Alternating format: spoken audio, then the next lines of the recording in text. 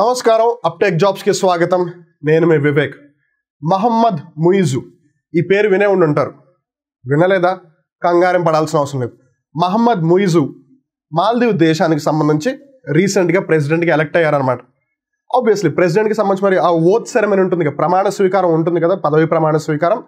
ఆ కార్యక్రమానికి సంబంధించి వివిధ దేశాల నుంచి ప్రాతినిధ్యం వహించమని రిక్వెస్ట్ చేస్తే ఇండియా నుంచి ఎవరు రిప్రజెంట్ చేశారు, అంటే ఇండియా తరపున ఎవరు వెళ్ళారు ఆ కార్యక్రమానికి తెలిస్తే కింద కామెంట్ చేసి చెప్పండి. అలానే ప్రతి సంవత్సరం కూడా అకాడమీ అవార్డ్స్ అనేది వస్తారన్న సంగతి మనకు తెలుసు. ఎవరికైతే అకాడమీ అవార్డ్స్ అంతగా తెలియదో మీకు సింపుల్గా అర్థం అవడం కోసం చెప్తున్నాను. అకాడమీ అవార్డ్స్నే ఆస్కార్ పురస్కారాలు లేదా ఆస్కార్ అవార్డ్స్ అని కూడా పిలుస్తారు. పోయిన సంవత్సరం RRR ఈ సినిమాలన్నిటికీ ఆస్కార్ అవార్డ్స్ వచ్చింది, గుర్తు ఉంటుంది కదా. సో అలా 2024 సంవత్సరంలో జరిగబోయే ఏవైతే ఆస్కార్ అవార్డ్స్ ఉన్నాయో 96వ ఆస్కార్ అవార్డ్స్, దానిని ఎవరు హోస్ట్ చేయబోతున్నారు? Because that person is going to create history. తను చరిత్రను తిరగరాయబోతున్నాడు అనమాట. అందుకని అది తెలుసుకోవడం మనకు చాలా చాలా ముఖ్యం. అలానే ఇండియా ఇంకో దేశం ఒక జాయింట్ మిలిటరీ ఎక్సర్సైజ్ని కండక్ట్ చేస్తుంది. దానికి పెట్టిన పేరు ఎక్సర్సైజ్ మిత్రశక్తి 2023. ఇది ప్రస్తుతం ఏ నగరంలో లేదు ఏ ప్రాంతంలో చోటు చేసుకుంటుంది లేదు జరుగుతోంది, ఎప్పటి నుంచి ఎప్పటి వరకు జరుగుతుంది. ఇలా వీటన్నిటికీ సంబంధించి పూర్తి వివరాలు తెలుసుకోవాలనుకుంటే మీరు చేయగలిగింది ఒకటే, ఈ వీడియోని చివరి దాకా చూడండి. వీటన్నిటికీ సంబంధించిన పూర్తి వివరాలు మీకు తెలుస్తాయి. But before getting in to the details, I would like to really bring your attention towards one very important thing which might bring you a smile on your face. Well, what's that? Let's look into it. Uptake Jobs Navamsa, the monthly current affair roundup in brief. Uptake జాబ్స్కి ఎప్పటి నుంచి ఒక request వస్తుందన్నమాట. Sir మీరు current అఫైర్స్కి సంబంధించి ఏదైనా PDF release చేయొచ్చు కదా, మీరు కరెంట్ అఫైర్స్కి సంబంధించి ఏదైనా స్పెషల్ మ్యాగజీనో లేదా స్పెషల్ ఎడిషనో ఏదో ఒకటి రిలీజ్ చేయొచ్చు కదా అని చాలామంది రిక్వెస్ట్ చేస్తూ ఉన్నారు. So considering all of that, మీ విన్నపాన్ని మేము విన్నాము. సో అప్టేక్ జాబ్స్ నవాంస పేరు మీద అక్టోబర్ నెలకి సంబంధించి current affair magazine in brief అని రిలీజ్ చేసింది. మరి ఇంకెందుకు ఆలస్యం, వెంటనే అప్టేక్ జాబ్స్ ప్లస్ యాప్లోకి వెళ్ళి మీరు ఈ మ్యాగజైన్ని పర్చేస్ చేయొచ్చు. ఎందుకు నవాంస అనే పేరు పెట్టారని ఇప్పటికీ చాలామంది ఆలోచిస్తున్నారు. Well, if you get in to the details, బేసిక్గా నవ అంటే 9, 9, అంశ ఈజ్ బేసికలీ అంశాలు, టాపిక్స్. మేజర్గా 9 టాపిక్స్ లేదు 9 ఇష్యూస్ లేదు 9 ఆస్పెక్ట్స్ కరెంట్ అఫైర్స్కి సంబంధించి ఏవైతే ముఖ్యమైన అంశాలు ఉన్నాయో వాటికి సంబంధించిన వార్తలు, వాటికి సంబంధించిన కరెంట్ అఫైర్స్ అన్నీ కూడా ఇందులో పొందుపరచడం జరుగుతుంది. అందుకే దీనికి నవాంస అనే పేరు పెట్టారు. అండ్ ఇది ఏ ఎగ్జామ్కి ఉపయోగపడుతుంది అన్న డౌట్ మీకు చాలామందికి ఉండొచ్చు. వెల్, టు బి ఆనెస్ట్ చెప్పాలి అంటే, ఇన్ఫర్మేషన్ మీ దగ్గర ఉంటే మీరు దాన్ని ఎలా అయినా యూస్ చేసుకోవచ్చు. దిస్ ఇస్ సంథింగ్ లైక్, మీకు ఒకవేళ బండి డ్రైవ్ చేయడం వస్తే, 4-వీలర్ డ్రైవ్ చేయడం వస్తే మీరు ఏ కార్నైనా డ్రైవ్ చేస్తారు కదా. మీకు 2-వీలర్ డ్రైవింగ్ వస్తే మీరు ఏ బైక్నైనా డ్రైవ్ చేస్తారు కదా. In the very same way, మీ దగ్గర కరెంట్ అఫైర్స్ ఉంటే, మీ దగ్గర సమాచారం ఉంటే, మీ దగ్గర అవగాహన అవేర్నెస్ ఉంటే, అది UPSC అవ్వచ్చు, SSC అవ్వచ్చు, IBPS అవ్వచ్చు, బ్యాంకులు అవ్వచ్చు, RRB అవ్వచ్చు, Group 1 అవ్వచ్చు, Group 2 అవ్వచ్చు, Group 3 అవ్వచ్చు, Group 4 అవ్వచ్చు, SA పోలీస్ కానిస్టేబుల్ అవ్వచ్చు, మరి ఏ ఇతర ఎగ్జామ్ అయినా అవ్వచ్చు. You will be able to answer that because you have the weapon with you. మీ దగ్గర కత్తి ఉంది, ఎదురుకుండా ఎవరున్నా సరే మీరు తిప్పగలరు కదా కత్తిని. That's what uptake jobs offers you. Uptake jobs నవాంస. ఇందులో international, national, economy, science and technology, important days, places in news, miscellaneous, persons in news and sports, ఇలా 9 మేజర్ టాపిక్స్ ఏవైతే ఉన్నాయో వాటికి సంబంధించిన అన్ని కరెంట్ అఫైర్స్ మంత్లీ వైజ్ ఇస్తుంది అనమాట. అందుకే దానికి నవాంస అని పేరు పెట్టారు. ఇంకెందుకు ఆలస్యం, వెంటనే అప్టేక్ జాబ్స్ ప్లస్ యాప్లోకి వెళ్ళండి, నవాంస మ్యాగజైన్ని పర్చేస్ చేయండి. Wishing everyone all the very best. ఒకవేళ ఈ నవాంస మ్యాగజైన్కి సంబంధించి మీకు ఏ విధమైన డౌట్స్ ఉన్నా సరే మీరు అప్టేక్ జాబ్స్ ప్లస్లో మాకు మెసేజ్ చేయొచ్చు, లేదు ఈ వీడియో కింద కామెంట్ చేయొచ్చు. అండ్ మోర్ ఓవర్, దీనికి సంబంధించిన లింక్ ఇక్కడ వీడియో డిస్క్రిప్షన్లో కూడా ఉంది. సో మీరు ఆ విధంగా కూడా అక్కడికి వెళ్ళొచ్చు. సో కింద కామెంట్ అయినా చేయండి, లేదు నేను డైరెక్ట్గా మాట్లాడతాను అంటే 9133449696 ఈ నెంబర్ కాల్ చేయండి. On that note, once again wishing everyone all the very best. Information మీ దగ్గర ఉంటే మీరు ఏ ఎగ్జామ్కైనా ప్రిపేర్ అవ్వగలరు. It's all in your hands. దాన్ని ఎలా యూస్ చేసుకుంటున్నారు, దాన్ని ఎలా గుర్తుపెట్టుకుంటున్నారు అనేది. So on that note, let's get into today's current affairs details. Now let's talk about question number 1. Who has represented India at Maldives President's Swearing In Ceremony? So Maldive దేశానికి, మాల్దీవ్స్ ఎక్కడో లేదు, ఇండియన్ ఓషన్లో ఉంది. Indian ఓషన్లో మన భారతదేశం కింద Indian ocean ఉంది కదా, మన భారతదేశానికి దక్షిణ వైపు హిందూ మహాసముద్రం ఉంది. అక్కడే మాల్దీవ్స్లో ఒక చిన్న ద్వీప దేశం ఉంది, అంటే ఒక ఐలాండ్ నేషన్ అనమాట. ఈ మాల్దీవ్స్ దేశ రాజధాని వచ్చేసి మాలే. చాలా మంది దాన్ని మేల్ అని చదువుతారు, అది మేల్ కాదు, అది మాలే. అయితే ఈ దేశానికి మహమ్మద్ ముయిజీ అనే అతను రీసెంట్గా రాష్ట్రపతి లేదు ప్రెసిడెంట్గా లేదు అధ్యక్షులుగా ఎన్నికయ్యారు. ఫైన్. మరి ప్రెసిడెంట్ అయినప్పుడు ఆబ్వియస్లీ ఆ పదవి ప్రమాణ స్వీకారం చేయాలి కదా, ఓత్ సెరమనీ తీసుకోవాలి కదా. దానికి చుట్టుపక్కల దేశాలు లేదు మాల్దీవ్స్ ఎవరినైతే ఇన్వైట్ చేయాలనుకుంటుందో వాళ్ళందరికీ ఒక ఆహ్వాన పత్రిక పంపించింది. అలా ఇండియా నుంచి ఒక పర్సన్ వెళ్ళారు ఇండియాని రిప్రజెంట్ చేయడానికి అక్కడ. ఆ పర్సన్ ఎవరు అన్నది ప్రశ్న. And the answer is Kiran Rijiju. ఇక్కడ మీరు చిత్రపటంలో గమనించవచ్చు, హీఈస్ ఎ యూనియన్ మినిస్టర్, కేంద్ర మంత్రి అనమాట కిరణ్ రిజిజు గారు. ఈయన భారతదేశం తరపున కేంద్ర ప్రభుత్వం తరపున ప్రతినిధిగా ఉంటూ మాల్దీవ్స్ అధ్యక్షుల యొక్క ప్రమాణ స్వీకారం ఏదైతే కార్యక్రమం ఉందో దానికి హాజరయ్యారనమాట. ఇన్ఫాక్ట్ ఇది 17th నవంబర్, అంటే నిన్నే అయిపోయింది. అందుకే మనం హూ హ్యాస్ రిప్రజెంటెడ్ అని అడిగాము, who is going to represent అని అడగట్లేదు. మరి మాల్దీవ్స్ మన ఇండియాకి ఒక మేరీ టైమ్ నైబర్, అంటే మనం భూమి పరంగా నేల పరంగా సరిహద్దు లేదా బౌండరీని షేర్ చేసుకోవట్లేదు. ఉదాహరణకి పాకిస్తాన్ అవ్వచ్చు, భూటాన్, నేపాల్, బంగ్లాదేశ్, మయన్మార్, వీళ్ళతో మనం ల్యాండ్ భూమి లేదా నేల పరంగా బార్డర్ని షేర్ చేసుకుంటున్నాం. వేరాజ్ శ్రీలంక అలానే మాల్దీవ్స్కి మనం ల్యాండ్ పరంగా కాదు వాటర్ పరంగా బార్డర్ని షేర్ చేసుకుంటున్నాం. సో వాళ్ళని మనం మేరీ టైమ్ నైబర్ అని పిలుస్తాం అనమాట. శ్రీలంక అలానే మాల్దీవ్స్.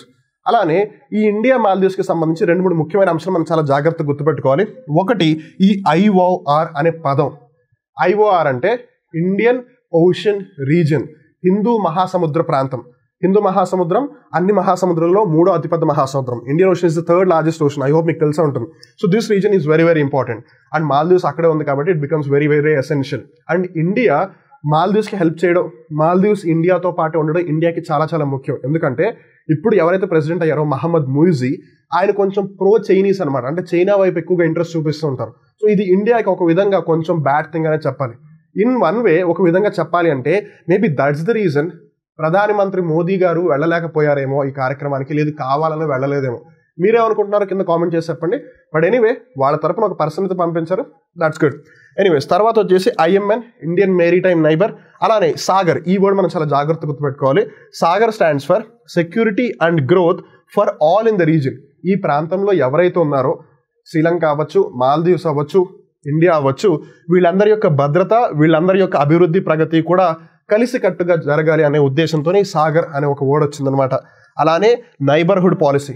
ఇండియా కూడా ఎప్పుడు నమ్మేది ఏంటంటే మన చుట్టుపక్కల ఉన్న దేశాలు బాగుంటే వాళ్ళ వల్ల మనం కూడా ఒక విధంగా బాగుంటాము అని. ఇప్పుడు ఉదాహరణకి పాకిస్తాను, ఆఫ్ఘనిస్తాను, బంగ్లాదేశ్, భూటాను, నేపాల్, శ్రీలంక, మాల్దీవ్స్, మయన్మార్ ఇవన్నీ కొట్టుకుంటున్నా అనుకోండి, వాళ్ళు కొట్టుకున్నా లేదు వేరే వాళ్ళతో కొట్టుకున్నా అది ఇండియాకి కూడా ఒక విధంగా ప్రాబ్లమే. అండ్ ఇన్ని దేశాలతో ఒకటేసారి ఇండియా ఫైట్ చేయలేదు, it will be a very big issue. అందుకని వీళ్ళందరూ కూడా ఇండియాతో చాలా బాగుండాలి, వీళ్ళందరితో కూడా మనకి పీస్ రిలేషన్షిప్స్ ఉండాలి. సో అందుకని ఇండియా నైబర్హుడ్ పాలసీని చాలా స్ట్రాంగ్గా బిలీవ్ చేస్తుంది కూడా. ఇన్ఫాక్ట్ మీరు గమనిస్తే నరేంద్ర మోదీ గారు ఎప్పుడైతే ప్రైమ్ మినిస్టర్ అయ్యారో ఆయన ఎక్కడికి పెద్ద పెద్ద దేశాలకు వెళ్ళిపోలేదు, చుట్టుపక్కల ఉన్న దేశాలు ముందు విజిట్ చేశారు. That's how important neighbourhood is. So ఆ విధంగా ఇది చాలా చాలా important. Now let's talk about second question. The joint military exercise Mitrashakti 2023 begins in which city? ఈ ఎక్సర్సైజ్ మిత్రశక్తి ఏదైతే ఉందో బేసిక్గా ఇది ఒక జాయింట్ ఎక్సర్సైజ్ అనమాట. జాయింట్ ఎక్సర్సైజ్ అంటే ఏంటి? ఉమ్మడి వ్యాయామం. వెల్ మాస్టర్ మీరు లిటరల్ ట్రాన్స్లేషన్ చేస్తున్నారు, దాని అసలు అర్థం ఏంటి అని. వెల్ ఆర్మీ అవ్వచ్చు, ఎయిర్ ఫోర్స్ అవ్వచ్చు, నావీ అవ్వచ్చు. అన్ని దేశాలకి నావీ, ఎయిర్ ఫోర్స్ లేకపోయినా కొన్ని దేశాలు బేసిక్గా ఉంటాయి. అయితే ఒక కంట్రీకి సంబంధించిన ఆర్మీ, ఇంకో కంట్రీకి సంబంధించిన ఆర్మీ, ఈ రెండు కూడా కలిపి కొన్ని ఆపరేషన్స్ చేస్తూ ఉంటాయి అనమాట. మేబీ అది కౌంటర్ టెర్రరిజం, అంటే టెర్రరిజంని కౌంటర్ చేయడానికి, ఉగ్రవాదాన్ని అరికట్టడానికి అయి ఉండొచ్చు. లేదు ఏదైనా రైడ్ ఆపరేషన్, అంటే అవతల వాడికి తెలియకుండా వాడి దేశానికి వెళ్ళి ఏదైనా చేయడం అవ్వచ్చు. లేదు సర్చ్ అండ్ రెస్క్యూ ఆపరేషన్స్ అవ్వచ్చు, అంటే వెతికి ఎవరినైనా కాపాడడం. కొన్నిసార్లు హోస్టేజెస్గా ఉంటారు, వాళ్ళని కాపాడడం, సర్చ్ అండ్ రెస్క్యూ ఆపరేషన్స్ అవ్వచ్చు. అలానే డిజాస్టర్, విపత్తులు వచ్చినప్పుడు అక్కడ ఉన్న ప్రజల్ని కాపాడడం అవ్వచ్చు. ఇలా వివిధ అంశాలకి సంబంధించి మీరు ఆల్ ఆఫ్ ఎ సడన్గా వచ్చి వాళ్ళతో కలిసి పనిచేయాలంటే మీకు తెలియదు. అందుకని ఎప్పటికప్పుడు ఒక ప్రాక్టీస్ లాగా ఈ ఎక్సర్సైజెస్ని కండక్ట్ చేస్తూ ఉంటారు. సో ఈ ఎక్సర్సైజ్ మిత్రశక్తి ఏదైతే ఉందో ఇండియా అలానే శ్రీలంకకి సంబంధించింది అనమాట. So Indian army, Sri Lankan army కలిసి ఈ ఎక్సర్సైజ్లో పార్టిసిపేట్ చేసింది. ఇది ప్రస్తుతం పూణే నగరంలోని ఔంద్ అనే ప్రాంతంలో జరుగుతోంది. ఔంద్ మీకు గుర్తున్నా లేకపోయినా పూణేనైతే గుర్తుపెట్టుకోండి. ఇది ఆల్రెడీ November 16th స్టార్ట్ అయిపోయింది, November 29th వరకు జరుగుతుంది. So I hope things are clear. Now let's talk about question number 3. What is the name of 4th anti-submarine warfare craft launched by the Indian Navy? ఇక్కడ మనం జాగ్రత్తగా గమనిస్తే దీనికి ఇంకో short name కూడా ఉంది, అదే ASWSWC. ASW అంటే యాంటీ సబ్మెరైన్ వార్ఫేర్, SWC అంటే షాలో వాటర్స్ క్రాఫ్ట్. దీన్నే ఇన్ షార్ట్ ASWCగా పిలుస్తున్నారు, యాంటీ సబ్మెరైన్ వార్ఫేర్ క్రాఫ్ట్ లేదు anti submarine warfare shallow waters craft. Shallow waters అంటే ఏంటి? ఇప్పుడు ఉదాహరణకి ఇక్కడ ల్యాండ్ ఉంది అనుకుందాం, ఇదంతా వాటర్ అనుకుందాం. సో మీరు ఇక్కడ నుంచి ఇలా వెళ్ళేటప్పుడు ఇక్కడ అంత లోతు ఎక్కువగా ఉండదు, వెరాజ్ ఇక్కడ లోతు చాలా ఎక్కువగా ఉంటుంది. మీరు సముద్రం లోపలికి వెళ్ళే కొద్ది కదా లోతు పెరిగేది. సో ఈ ప్రాంతం ఏదైతే ఉందో దాన్నే షాలో వాటర్స్ అంటారు అనమాట. సో కొన్నిసార్లు సబ్మెరైన్స్ అంటే జలాంతర్గాములు ఇక్కడి నుంచి ఇలా కిందకు వచ్చేసి కొంచెం పైకి వచ్చి దేశాలను అటాక్ చేస్తూ ఉంటాయి. సో అలాంటి పరిస్థితులలో ఆ సబ్మెరైన్కి అగెయిన్స్ట్గా ఫైట్ చేసేది ఏదన్నా ఉంది అని అంటే దాన్నే యాంటీ సబ్మెరైన్ అని అంటారనమాట. సో జలాంతర్గామికి వ్యతిరేకంగా పోరాడే క్రాఫ్ట్ కాబట్టి యాంటీ సబ్మెరైన్ వార్ఫేర్ క్రాఫ్ట్ అన్నారు, అంటే యుద్ధ సమయంలో ఉపయోగపడేది. అండ్ ఈ విధంగా ఇది 4వది. అయితే దానికి పెట్టిన పేరు ఏంటి అని అడుగుతున్నారు. దానికి పెట్టిన పేరు అమీని. చెన్నైకి ఉత్తరాన ఉన్న కట్టుపల్లి అని ఒక ప్లేస్ దగ్గర దీన్ని ఇంట్రడ్యూస్ చేశారు, లేదా ఒక విధంగా కమిషన్ చేశారు అని చెప్పొచ్చు. ఎప్పుడు కమిషన్ చేశారు అంటే 16 నవంబర్ 2023న. అలానే ఇక్కడ మనం జాగ్రత్తగా గమనిస్తే ఈ అమీని ఏదైతే యాంటీ సబ్మెరైన్ వార్ఫేర్ క్రాఫ్ట్ ఉందో ఇది అర్నాలా క్లాస్కి సంబంధించింది.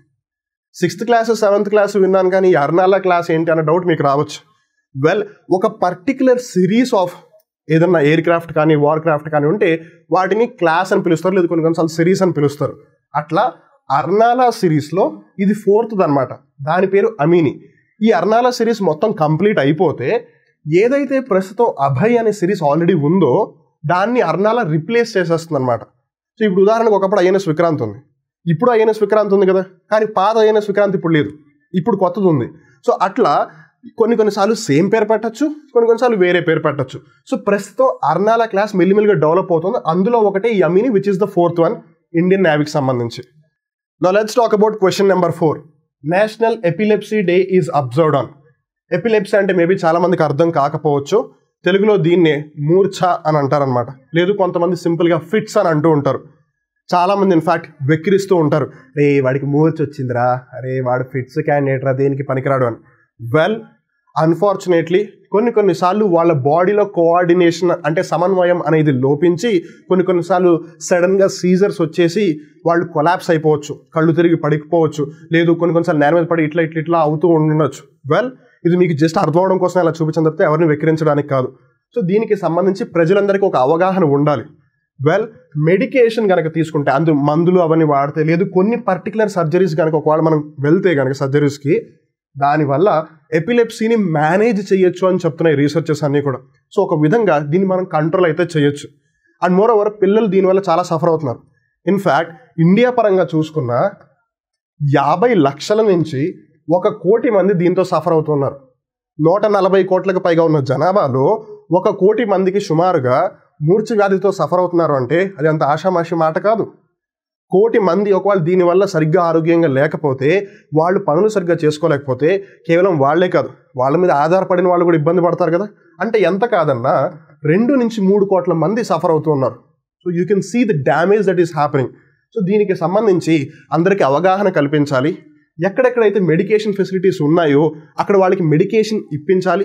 ఎక్కడైతే అది సర్జరీ ఫెసిలిటీ లేదు, సర్జరీ పాసిబిలిటీ ఉందో అక్కడ సర్జరీస్ చేసి వాళ్ళందరూ దీని నుంచి బయటికి రప్పించాలి, లేదు మేనేజ్ చేసే విధంగా చేయాలి అన్నదే నేషనల్ ఎపిలెప్సీ డే యొక్క ముఖ్య ఉద్దేశం. బట్ మీరు ఇంకా నన్ను అనొచ్చు, సార్ మీరు ఇంకా ఆన్సర్ చెప్పలేదు అని. వెల్, హియర్ ఒకటి మీకు జాగ్రత్త గుర్తుపెట్టుకోవాలి, ఎప్పుడు కూడా క్వశ్చన్కి ఆన్సర్ తెలుసుకోవడం ఒకటి ఇంపార్టెంట్ కాదు, అసలు అదే ఎందుకు ఆన్సర్ అయింది, ఇంకోటి ఎందుకు కాదనేది కూడా మీరు తెలుసుకోవాలి. దానికి సంబంధించిన వెనకాల ఉన్న సమాచారం కూడా మీకు తెలిస్తేనే అవగాహన అనేది బాగా పెరుగుతుంది. So coming to that particular point, national epilepsy day అంటే జాతీయ మూర్ఛ వ్యాధి రోగం లేదు మూర్ఛ వ్యాధి నివారణ రోగం, దానికి సంబంధించి రోజు ఏంటి అని అంటే 17th నవంబర్ 17 నవంబర్ అనమాట. సో ఇప్పటి నుంచి ఒకవేళ ఎవరైనా దీంతో సఫర్ అయితే వాళ్ళకి తోడుండండి, నీకేం కాదు నేను ఉన్నానని చెప్పండి. రీసెంట్గా దీనికి సంబంధించి ఒక సినిమా వచ్చింది, అఫ్ కోర్స్ నాట్ కంప్లీట్గా, బట్ ఇన్ వన్ వే దాన్ని రిప్రజెంట్ చేయడం అంటే నిజంగా హ్యాట్స్ ఆఫ్ అనే చెప్పాలి. అమెజాన్ ప్రైమ్లో బవాల్ అనే సినిమా ఉందన్నమాట. వరుణ్ ధవన్ అలానే జాహ్నవి కపూర్ ఇందులో హీరోయిన్స్గా యాక్ట్ చేశారు. అందులో జాహ్నవి కపూర్కి ఈ ఎపిలెప్సీ ఉంటుంది, అంటే మూర్ఛ వ్యాధి ఉంటుందన్నమాట. అయితే తను చాలా అసహించుకుంటూ ఉంటాడు, నీకు ఆ వ్యాధి ఉంది నీకు ఆ వ్యాధి ఉంది అని. But later on he realises that it's absolutely fine అని. సో మనం కూడా అది వాళ్ళకి అనుకోకుండా వచ్చింది, వాళ్ళని కావాలని తెచ్చుకుంది కాదు. ఇప్పుడు కావాలని ఎవడని తప్పు చేస్తే మనం హేట్ చేసామంటే అనుకోవచ్చు, వాళ్ళు కావాలని తెచ్చుకున్నప్పుడు మనం దాన్ని ఎందుకు హేట్ చేయాలి? In fact we should stand with them. వాళ్ళకి మనం ఉన్నాము అని వాళ్ళకి చెప్పాలి, వాళ్ళకి తెలియజేయాలి. అప్పుడే వాళ్ళు ఇంకా కాన్ఫిడెంట్తో వాళ్ళ జీవితాన్ని బ్రతకగలుగుతారు.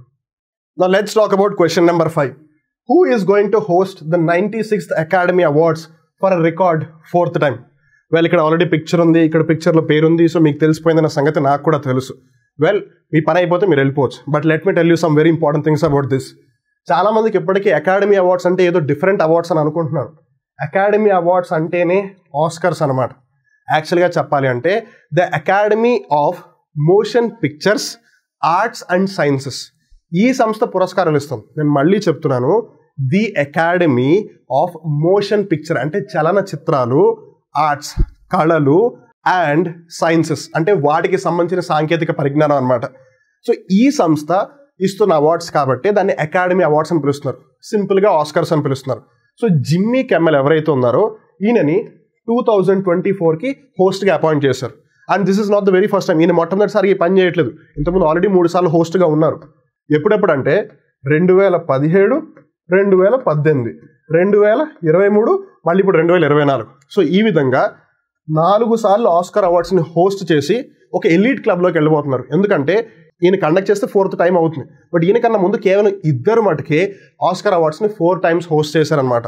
మరి వాళ్ళిద్దరు ఎవరైనా గమనిస్తే, మరి ఇంతకు ముందు జిమ్మీ కిమ్మెల్ కన్నా ముందు ఒకవేళ ఈయన హోస్ట్ చేస్తే 4 సార్లు ఆస్కర్ అవార్డ్స్ని హోస్ట్ చేసిన ఎవరు అంటే ఊపీ గోల్డ్బెర్గ్ గారు, అలానే జాక్ లెమాన్ గారు. వీళ్ళిద్దరు ఆల్రెడీ 4 టైమ్స్ హోస్ట్ చేశారు.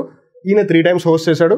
2024లో హోస్ట్ చేస్తే it will be the 4th time. So it's like a record అని చెప్పొచ్చు. So that brings us to the end of today's current affair. గుర్తుంది కదా, అప్టేక్ జాబ్ సమర్పించు నవాంశ.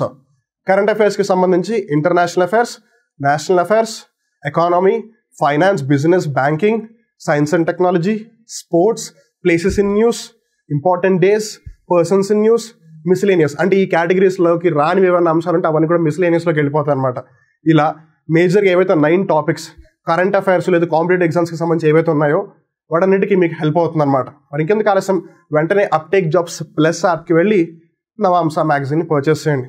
అండ్ రిమెంబర్, నిన్న యూట్యూబ్ కామెంట్లో ఎవరో ఒక క్వశ్చన్ లేదా కామెంట్ పెట్టినట్టున్నారు, ఇది దేనికి యూజ్ అవుతుంది అని. Well, it's a current affair, it's a piece of information. తెలుసుకుంటే యూ విల్ బీ అవేర్, మీకు అవగాహన పెరుగుతుంది. దాని ఆధారంగా UPSC group 1, group 2, group 3, group 4, SI police constable, SSC, RRB ఇలా ఏ ఎగ్జామ్లో క్వశ్చన్ అడిగినా you will be able to answer it కదా. And that's how important current affairs is in the present day competitive exams. So I hope you will like it. What ever that you feel about it, let us know in the various ways that is possible. ఈ వీడియోకి సంబంధించి మీరు ఏమనుకుంటున్నారని కూడా కింద comment సెక్షన్లో comment చేసి చెప్పచ్చు. అలానే వీడియో నచ్చితే లైక్ చేయండి, ఏదైనా చెప్పాలనుకుంటే కామెంట్ చేయండి. 10 మందికి పంచితే ఇంకా బాగుంటుంది కదా అంటే షేర్ చేయండి. ఒకవేళ మీరు అప్టేక్ జాబ్స్ యూట్యూబ్ ఛానల్కి ఫస్ట్ టైం వచ్చినట్టయితే ఛానల్ని సబ్స్క్రైబ్ చేసుకోండి. మళ్ళీ ఇంకో కొత్త కరెంట్ అఫైర్ ఎపిసోడ్లో కలుద్దాం. అప్పటి వరకు చూస్తూనే ఉండండి అప్టేక్ జాబ్స్. నేను మీ వివేక్. నమస్కారం.